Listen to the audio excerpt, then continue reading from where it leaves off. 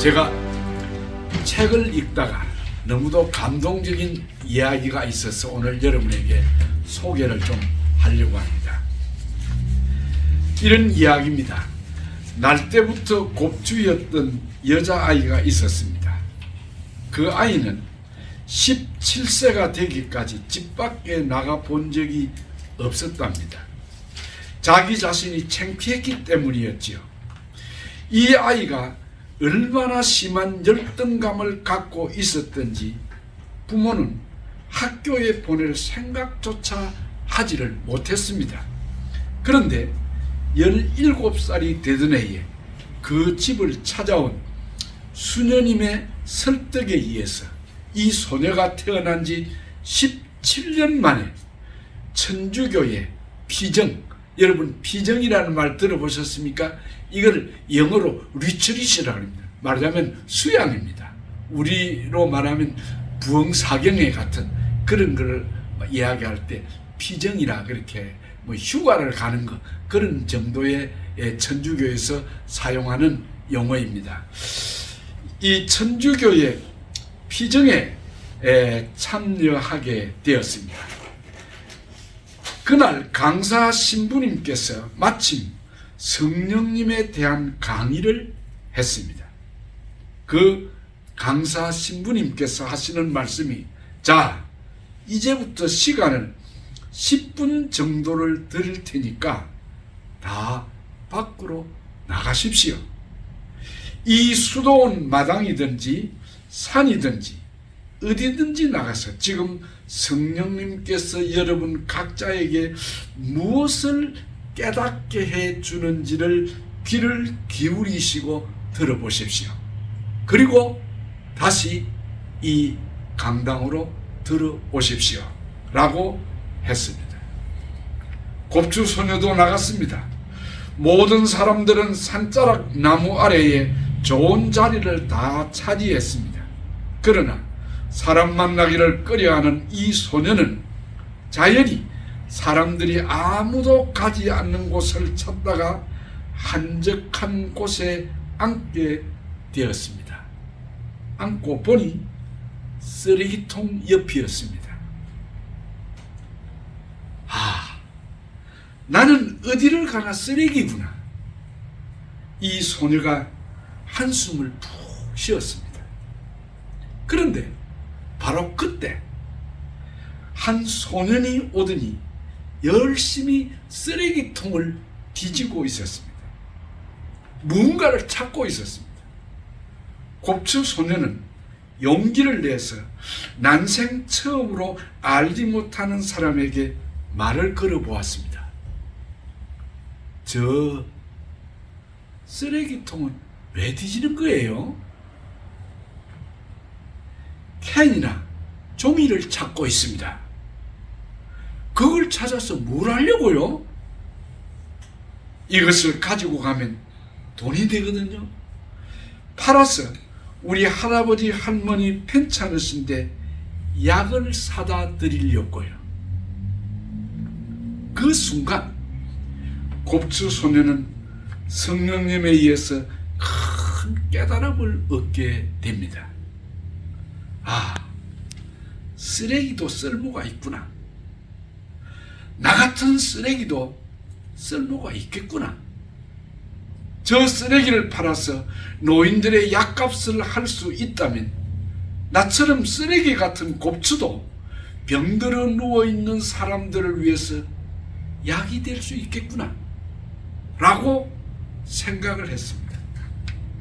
그 순간 이 소녀는 마음으로 큰 결단을 내린 뒤 천주교에서 경영하는 양로원에 들어가서 열심으로 봉사하는 사람이 되었다고 하는 그런 이야기입니다. 저는 이 이야기를 읽고 얼마나 저 자신이 감동을 받았는지 모릅니다. 그래서 오늘 제가 여러분에게 이 말씀, 이 이야기를 소개를 하는 것입니다. 자기 사명을 깨닫고 삶의 방향이 결정되어진 사람, 성령 안에서 삶의 의미와 사명을 찾았을 때에 오늘 이 소녀처럼 더 이상 곱추가 불편함을 느끼겠습니까? 그것이 부끄러웠겠습니까? 삶의 목표가 정해지고 갈 방향이 정해진 사람 앞에 그런 인생이 흔들리겠습니까? 더 이상 그런 사람이 신세 타령이나 하고 불평하고 원망하면서 자신을 자학하는 그런 비관적인 인생을 살아가겠습니까?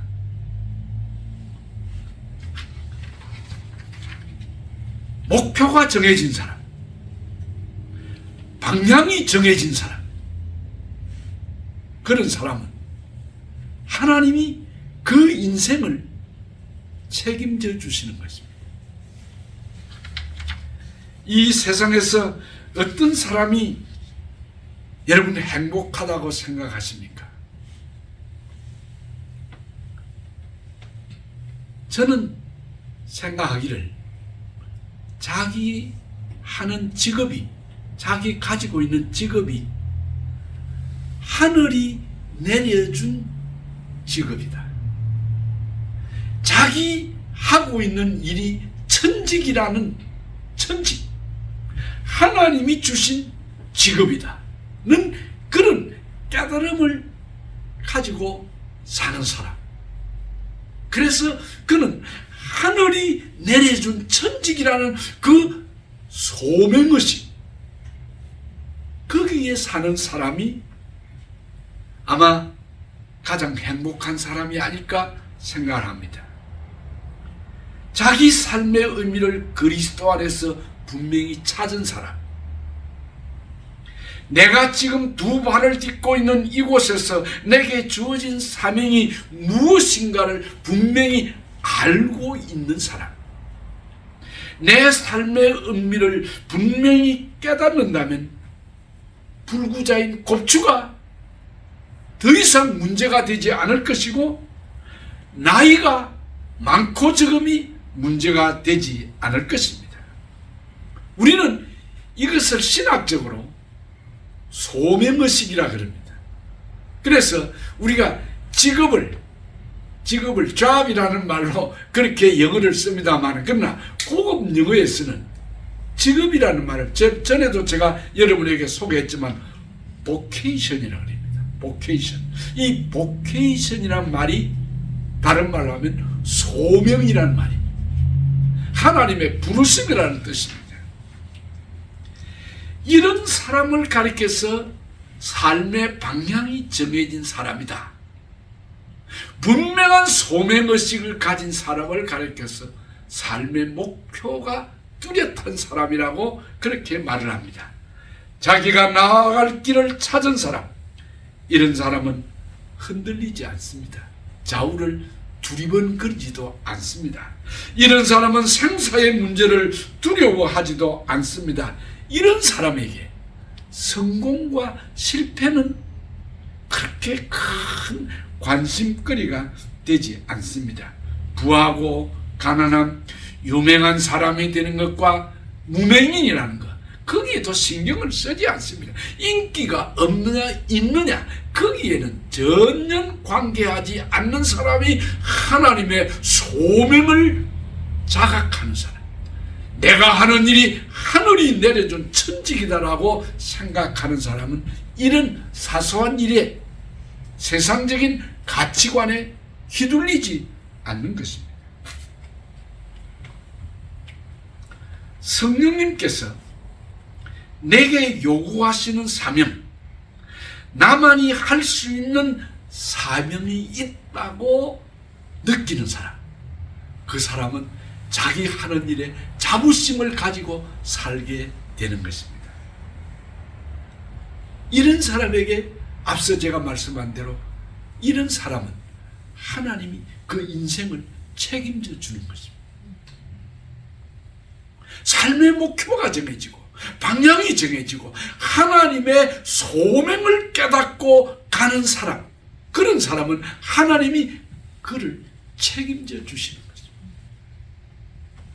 저는 오늘 아침에 그런 사람을 한 사람 소개를 하려고 합니다. 바로 여러분이 잘 아는 사도 바울입니다. 여러분이 사도 바울이 지금 로마를 향하여 가는 이 사도행전 28장의 제일 마지막 부분을 너무도 잘 알고 있는 그런 내용입니다. 27장에 보면 그들이 탔던 그 배가 그냥 풍랑을 만나가지고 14일 동안, 2주간 동안 그 바다 지중해에서 유라굴로 태풍을 만나가지고 얼마나 고생을 합니까? 그 난파선 속에서 구사일생으로 구조가 되지. 그 배가 육지와 가까이 가는데 배는 팍 파선이 되었고 그 제수들을 인도에 가던 군사들이 이 제수들이 탈출을 하면 자기들의 생명의 위협을 느끼게 되니까 다 죽여버리자. 이 제수들이 탈출하면 안 되니까 다 죽여버리자고 했을 때 백부장 율리오가 성경이 말하기를 분명히 바울을 살리려고 죽이지 마라. 그래서 모든 사람이 나무 뗏목이든지 뭐 여러 가지 이제 물건을 붙잡고 드디어 이제 섬에 도착을 합니다. 우리가 아는 대로 사도 바울이 어떤 사람이냐? 죽었던 사람인데 다시 살아나가지고 죽을 사람을 살려내는 사람이 되었습니다. 여러분 그 고린도 후서 12장에 보면은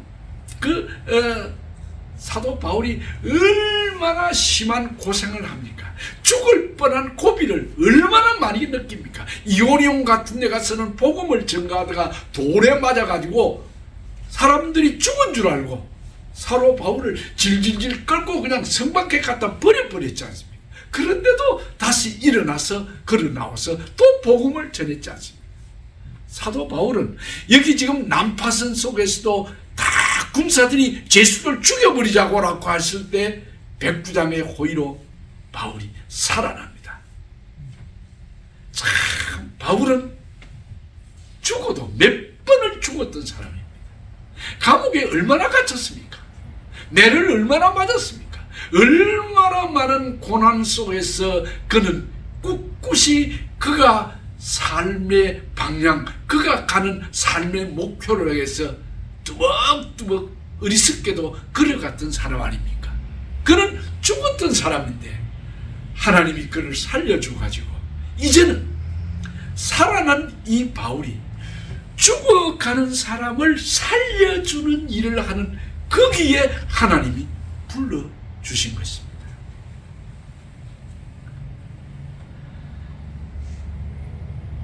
다른 말로 하면은 얼마나 그는 값진 일에, 값지고 복된 일에 지금 쓰임을 받고 있습니까?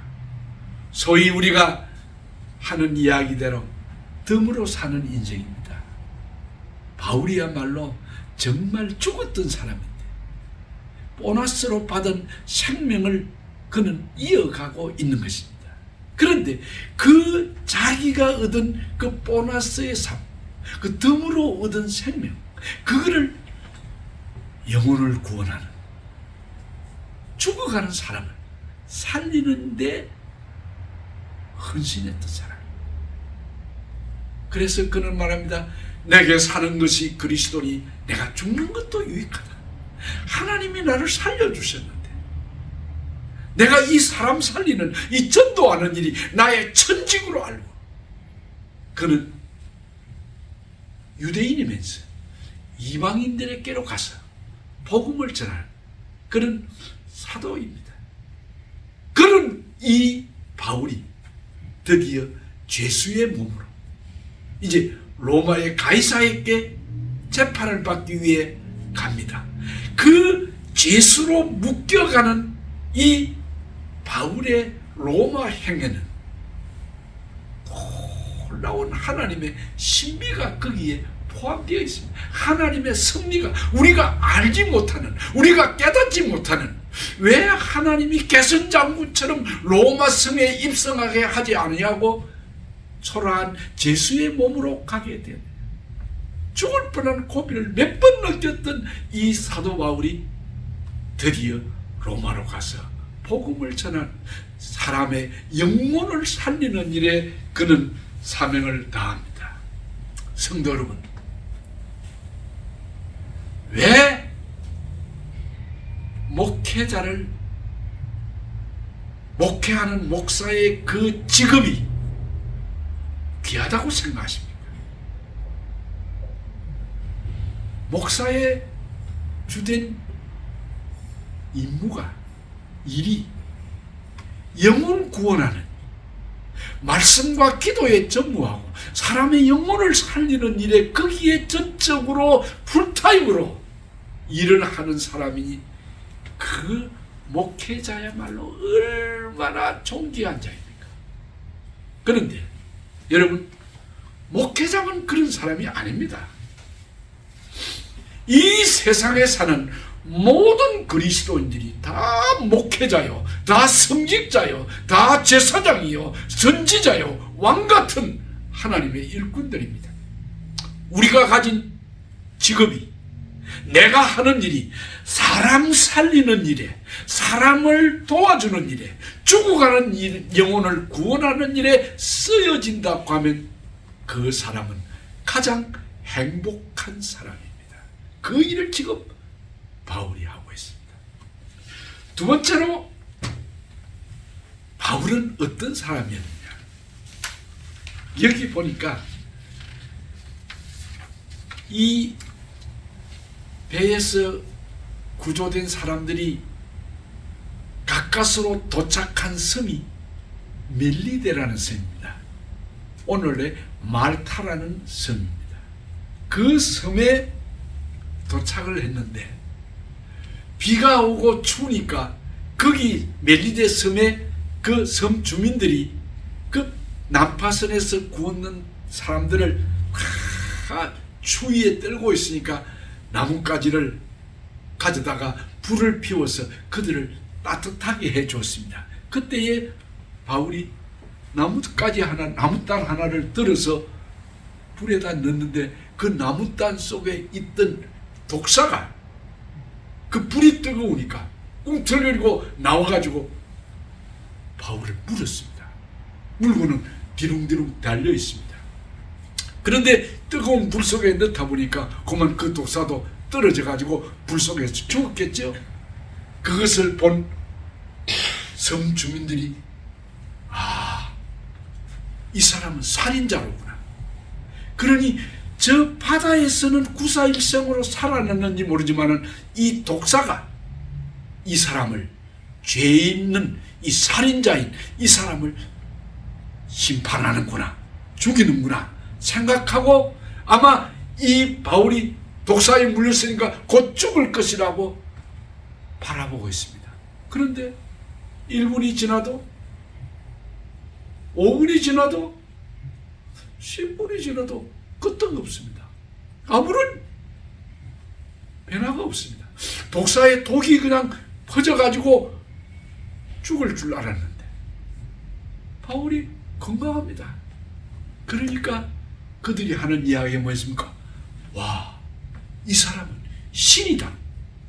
이 사람이 살인자가 아니라 이 사람은 신이다 라고 그를 존경의 눈빛으로 대우를 하기 시작했습니다.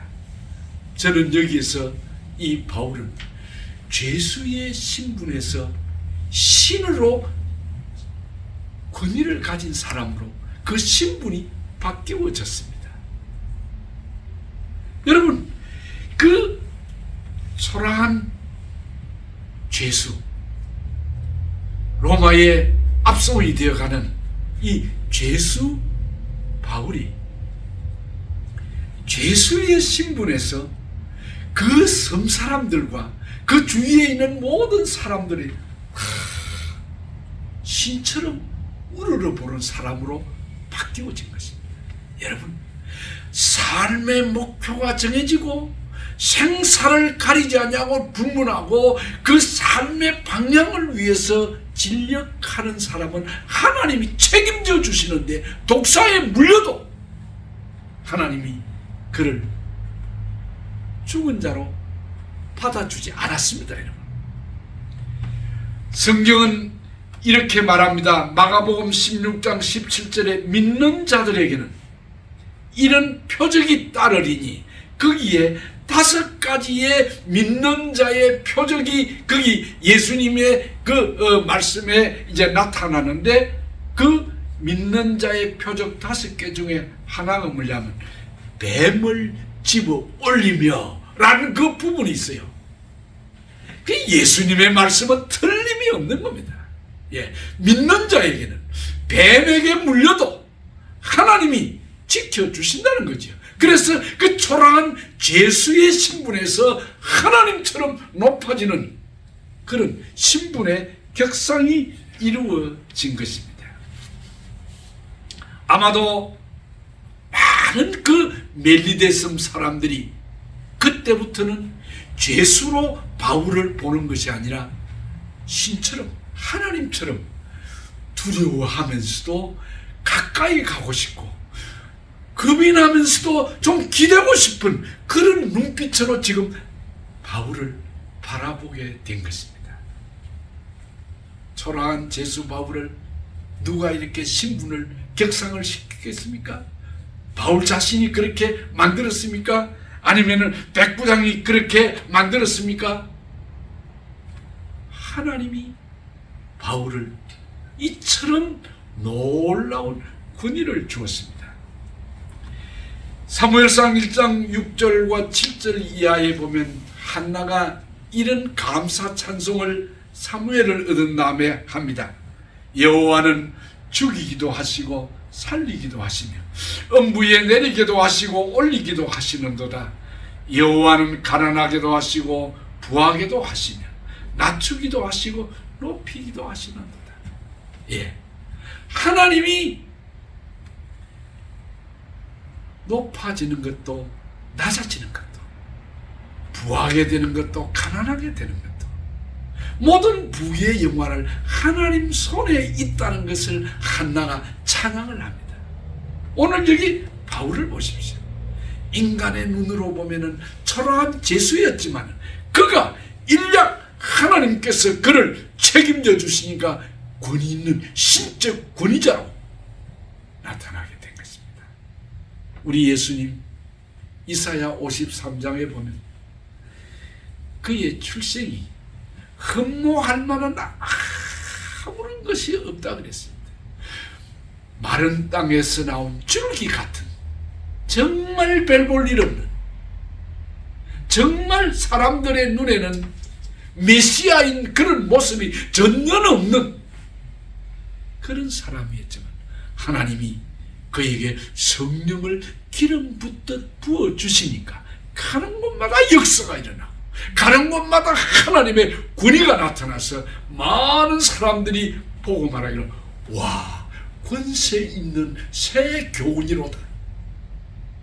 지금까지 우리가 들었던 바리새인들과 서기관들과 제사장들이 외치는 가르치는 하나님의 말씀보다도 여기 이 나사렛의 무명의 목수인 청년이 와서 말씀을 전하니까 죽은 자가 살아나고 문둥병자가 고침을 받고 모든 병자가 일어나고 모든 것이 다 해결이 되면서 굶주린 벳사다 5,000명에게는 보리떡 5개, 물고기 2마리만 있으니까 그들의 배고픔을 해결해 주는 자로 바뀌는 그 예수의 모습, 와, 권세 있는 새 교훈이로다. 예. 누가 이런 말씀을 전하는 걸 보았느냐? 그렇습니다.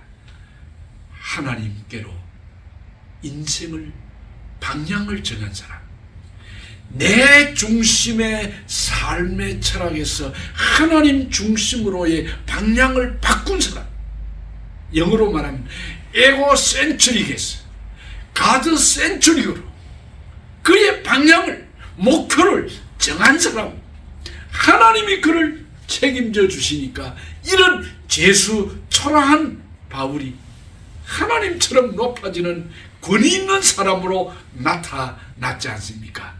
저는 여기서 이 바울이야말로 Little Jesus, 작은 예수라고 생각을 합니다. 이들이 이런 이제 일들이 그 모닥불 가운데서 일어나고 그 섬의 추장이었던 보블리오라는 사람이 있었는데 아주 심성이 고왔던 사람인 것 같습니다. 이 보블리오가 바울 일행을 집으로, 자기 집으로 초대를 합니다. 그리고 그 집에서 사흘 동안을 유숙하도록 그 자기 집을 개방을 했습니다. 그런데 그 보볼리오라는 사람에게 아버지가 있었는데 그 아버지가 심한 이질, 설사병에 걸렸습니다. 열병에 걸렸습니다. 그런데 바울이 보볼리오의 아버지를 안수를 하고 기도를 했더니만은 건강해졌습니다. 모든 사람들이 입으로 막 그 소문이 퍼져나갔습니다. 저 배에서 구사일생으로 살아난 그 가운데 바울이라는 한 사람이 로마로 가는 제수인데 그 사람이 제수 같지 않아. 그건 하나님 같아. 그런데 우리 주장 아버지 심한 열병으로 이질로 설사로 그냥 고통을 당했는데 한 번 기도하니까 널큰 낫더라 하면서 온 섬에 그냥 소문이 쫙 퍼졌습니다. 여기저기서 그냥 아픈 환자들이 그 보블리오의 집 마당으로 쫙 모여들었습니다. 여러분, 저는 여기서 하나님 돌팔이를 명의가 되게 하는 그런 기적을 베푸시는 사실을 보게 됩니다. 바울은 여러분 아시는 대로 의과대학 출신이 아닙니다. 의사가 아닙니다. 의과대학 의사라는 의자도 모르는 사람입니다. 그는 로마로 지금 제수의 몸으로 가지만은 그에게는 그 흔해 빠진 아스피린 하나 없습니다. 그 바이타민도 없습니다. 타이레놀도 없습니다. 그에게는 주사 하나 없습니다. 그에게는 그 흔한 침이라도 하나 꽂으면서 환자를 치료해 줄 침도 없었습니다. 그런데 모든 섬에 있는 환자들이 그 소문을 듣고서 여기저기서 모여들어가지고 그 보블리오의 추장의 집마당에 가득 찼습니다. 거기에는 외과 환자들, 내과 환자들, 신경외과 환자들, 소아과 환자들, 부인과 환자들 다 있었지 않겠습니까? 그러면 나는 이 부인과를 전공한 그런 스페셜리스트가 아니니까 다른 사람한테 가시오. 당신은 외과니까 나 수술 못 와요. 나는 내과만 전문으로 했어. 이런 식으로 그렇게 환자들 가리지도 않았습니다, 여러분. 이 바울은 약 하나 가진 거 없고 의료기기 하나 없어도 그가 전공한 의과의 한 분야별로 그렇게 구분하는 것도 아니고 모든 환자를 다 고쳐줍니다. 정말 의과대학의 문에 가보지도 않았던 이 돌팔이가 명의가 되는 순간을 연출하게 됩니다. 여러분 상상해 보시기 바랍니다. 그때 바울이 병자들만 고쳤겠습니까? 뭐 했겠습니까? 아마도 바울은 그 모여든 사람들에게 아픈 환자들 안수해주고 기도를 하고 병도 고쳐줬겠지만 그는 그들에게 하나님의 말씀을 전했지 않겠습니까? 복음을 전했지. 가말리엘 문화에서 참 위대한 학문을 공부한 그 당시에 석학이었고 엘리트였던 이 바울, 신학 박사, 철학 박사, 그런 정도야. 바울에게서는 얼마나 위대한 신학자입니까? 대신학자요 부흥사였던 이 사도 바울이 멜리데 섬에 그 모여든 토인들을 앞에 놓고 병만 고쳐주는 것이 아니고 육체적인 환자 치료만 하는 것이 아니고 그들에게 생명의 말씀을 전가하는데 이 복음을 듣는 사람들마다 다 모든 병이 나았습니다. 여러분, 그 돌팔이, 그 문외한 억과대학의 문 앞에도 가지 않았던 이 바울이 어떻게 이런 능력이 나타났겠습니까? 서대환 집사는 예수 그리스도에 대해서 이야기할 때, 설교할 때에 하나님께서 성령을 기름 붓듯 나사렛 예수에게 부어주니까 가는 곳마다 역사가 일어났다는 거죠. 성도 여러분, 오늘 우리에게도 주의 성령이 우리와 함께 하시면 우리도 예수님처럼, 우리도 사도 바울처럼 주의 일을 할 수 있다는 것을 믿으시기를 바랍니다. 나는 너희를 치료하는 여호와니라, 여호와 라파. 예, 그 하나님이 이 사도 바울에게 정말 돌팔이었던 그를 어떤 병이든지 못 고칠 것이 없는 그런 명의로 정말 유명한 그런 의사로 만들어준 것. 이건 삶의 목표가 정해진 사람, 내 중심에서 예수 그리스도 중심으로 삶의 가치관이 바뀐 사람, 갈 길이 정해진 사람, 그런 사람에게 주시는 하나님의 축복입니다. 마지막으로 저는 한 말씀만 더 드리겠습니다. 이렇게 그 멜리데 섬에서 석 달을 지냅니다. 그런 다음에 이들이 이제 로마로 향해 가게 됩니다.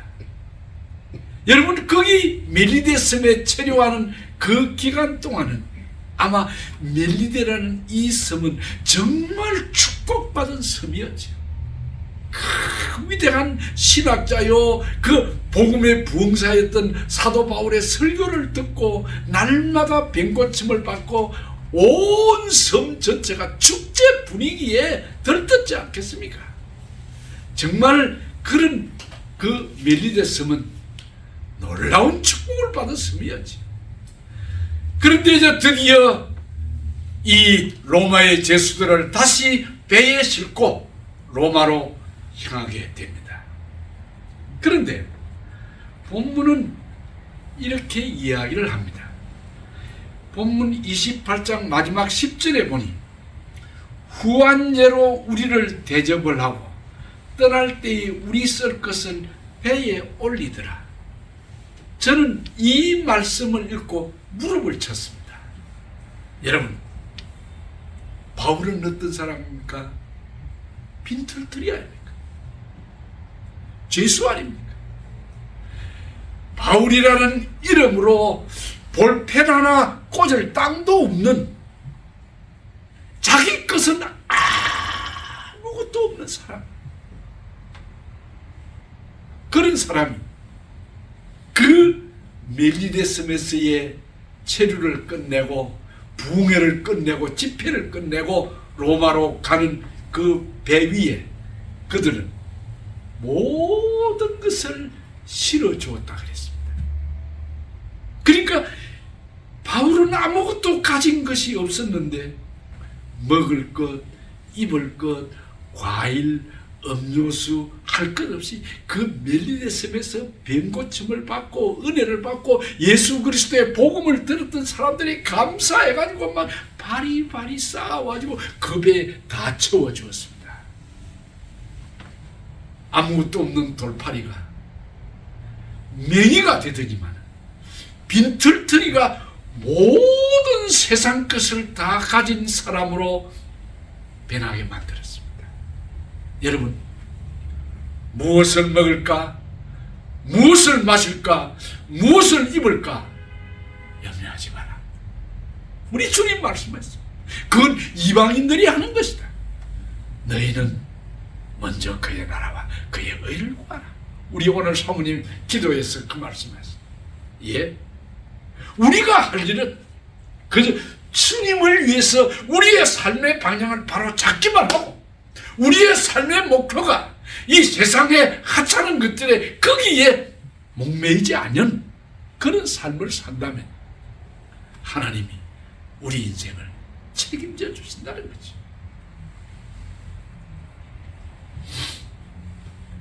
저는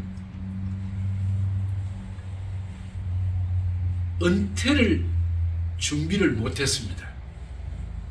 한 번도 내가 은퇴를 언제 할 것이고 그 은퇴를 하고 난 다음에는 어떻게 될 것인가에 대해서는 전혀 계획을 못 잡았습니다. 그러다 보니까 그냥 65세가 되어서 자의반 타의반으로 그냥 은퇴를 했습니다. 막상 은퇴를 하고 나서 내 자신을 돌아보니 참 초라하기 짝이 없습니다. 갈 데가 없는 거죠. 갈 데가 없어요. 결국은 자녀들 집으로 갈 수밖에 없게 된 거죠.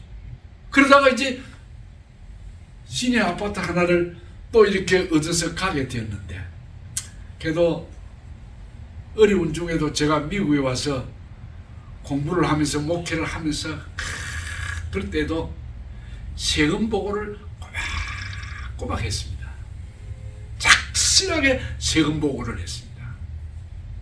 원래 미국 법이 10년만 그 세금 보고를 제대로 하면은 그 시민권자들에게 모든 혜택을 줍니다. 저는 미국 오자마자 딱 목회를 시작할 때부터 계속 세금 보고를 했습니다. 그 세금 보고를 해본들 국가에 세금 낼 돈도 없어요. 그 가난한 목회자 세금 보고해봤자 그렇죠. 그래도 세금 보고를 했어요. 그런데 사실은 거의가 세금 보고를 하면 오히려 주정부에서 저한테 돈을 더 줘요. 세금 보고 가난한 목회자라 그래가지고 세금 보고를 다 했다면 은퇴를 하고 나니까 정부에서 다 책임을 져주더라고요. 지금 여러분, 저희들이 한 달에 제가 계산을 해봤어요. 내가 정부로부터 우리 부부가 얼마만큼의 베네핏을 받고 있을까를 가만히 한번 생각을 계산해 보니까 병원비, 약가, 또 도와주는 펜션, 그리고 여러 가지를 다 하니까 한 달에 우리 부부에게로 오는 미국 정부의 베네핏이 16,000에서 7,000불 정도를 도와줍니다. 여러분, 왜 여러분 놀라지도 않습니까? 우리 집사람 먹는 약, 제가 먹는 약, 병원 가는 거 모두 다 책임져. 여러분, 요즘에 많은 사람들이 목회를 그만두고 은퇴를 하면서 얼마나 초한 모습들을 보였습니까? 저는 그럴 계제도 못됐고 그럴 사람도 참 자격도 없었지만은 아무것도 없이 은퇴를 하고 나니까 막막했는데 요즘 하나님이 너무 감사하고 너무 고맙습니다. 여러분, 우리의 삶의 목표가 뚜렷하기만 하면, 내 삶의 방향만 바르게 정해지기만 하면 하나님이 책임져 주시는 겁니다. 여러분, 걱정하지 마십시오.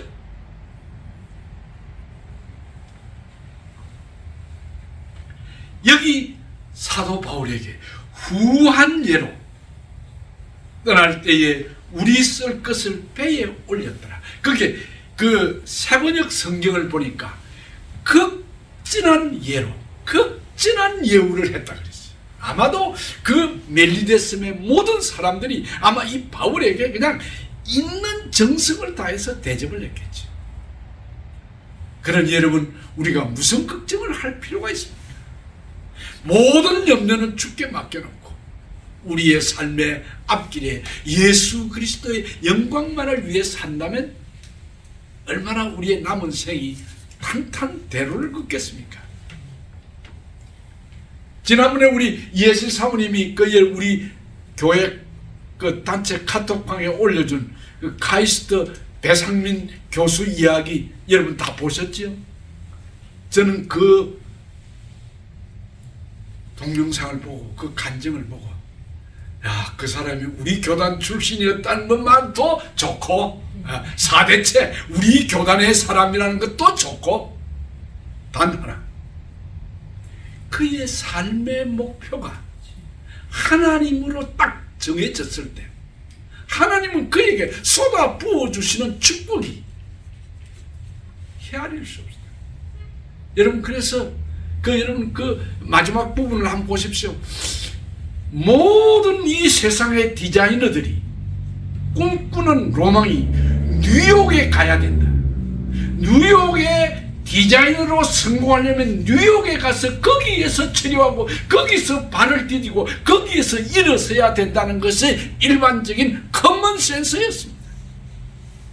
그런데 그는 하나님 앞에 기도를 하는 가운데 하나님의 기도에 응답을 받고 그 모든 사람들이 꿈꾸는 디자이너로서의 코어시티, 핵심적인 도시 뉴욕을 등지고 한국으로 갑니다.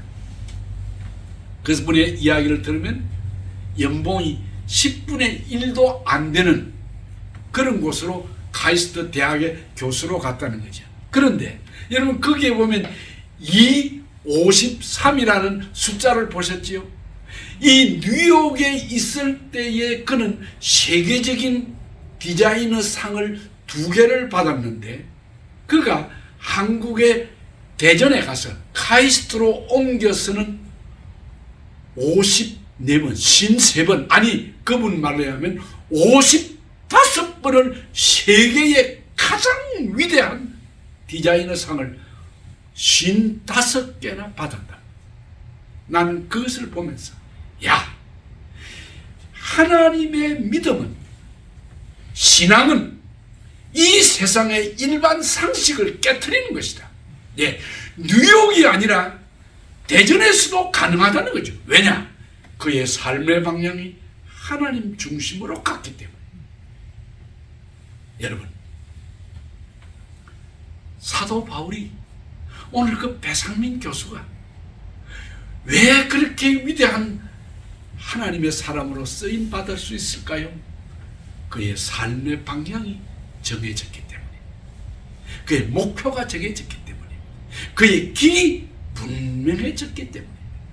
그러면 그 뒤에는 하나님이 정해주시는 거예요. 제가 성탄절 마지막 주일날 설교에 그런 말씀했지만 왜 동방 박사가 왕이 태어나면은 왕도인 예루살렘에 태어날 것이라고만 생각했느냐?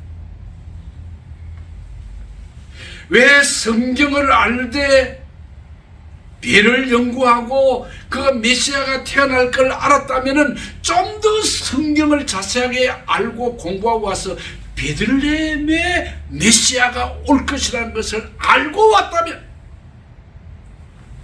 베들레헴의 그 영아 학살이라는 새드 크리스마스가 일어나지 않았겠느냐라고 제가 말씀했습니다. 배상민 교수는 일반 상식을 깨트린 사람입니다.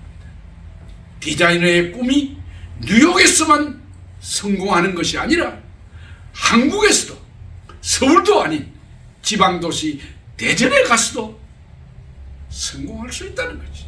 이게 무엇입니까? 신앙의 눈으로 세상을 볼 때, 그의 삶의 방향이 확실하게 정해졌을 때 이런 기적이 일어나는 거지. 여러분, 이제 우리의 남은 생애가 얼마 될는지를 모르지만 정말 지난날의 실패와 실수와 우리의 그 모든 지난날의 잘못된 것 되풀이하지 않도록 우리의 삶의 목표를 뚜렷하게 잡읍시다. 바울처럼 빈털터리가 모든 걸 다 가지는 사람이 되었고, 돌팔이가 명의가 되었고, 죄수가 하나님처럼 높임을 받게 되었고 죽을 수밖에 없었던 사람이 살아나서 죽어가는 사람을 건져내는 이런 소명의식에 사로잡힌 자가 된 것처럼 우리도 이런 삶을 살다가 가야 되지 않겠습니까? 기도하겠습니다. 하나님, 우리 남은 인생 바울처럼 의미 있게 살다가 주님 앞에 서는 복을 주옵소서. 지금까지 우리가 염려하고 걱정하며 우리의 모든 삶의 길에서 이리저리 두리번거리면서 살아왔습니다. 하나님, 이제 분명한 목표를 정하고 하나님 영광을 위해서, 그리고 교회 중심으로, 말씀 중심으로, 하나님 중심으로 살아가는 우리의 삶의 남은 생애가 되도록 축복해 주옵소서. 예수님의 이름으로 기도하옵나이다. 아멘.